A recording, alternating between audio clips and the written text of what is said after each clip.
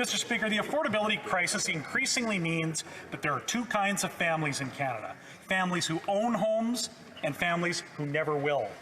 Gimmicks like the first-time homebuyer incentive have failed to improve access to home ownership, while taxes, red tape, and ridiculously long development timelines chase private capital out of construction, limit supply, and lead to ever-increasing prices.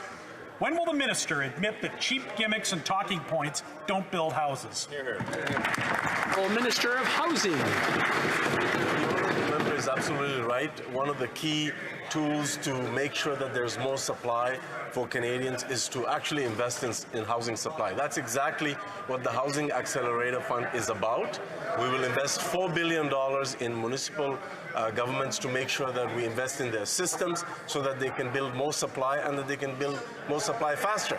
We also banned foreign ownership of Canadian residential real estate for 2 years so that we can free more houses for Canadians to purchase. We're also putting together different programs to enable first-time home buyers to access their dream of home ownership. That's what federal leadership looks like. It's one thing to talk about doing something, it's another thing to actually get the job done. Well, member for York Simcoe.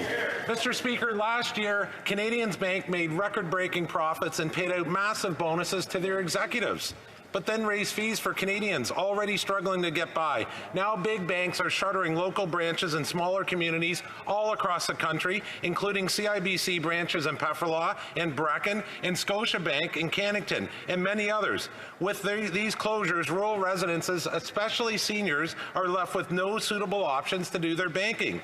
Is this just another example of Liberals leaving rural Canadians behind in small towns?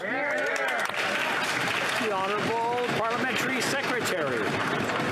Mr. Speaker, here on this side of the House, we take our responsibility seriously. That's why when we saw that our large banks were making record profits during the pandemic, we decided to propose a tax measure so as to ensure that banks would pay a one-time tax into the Canadian economy so that we can give that money back to Canadians in the form of reduced childcare costs, in the form of reduced dental care costs, in the form of one-time payments for vulnerable Canadians, Mr. Speaker. That is what we intend to do.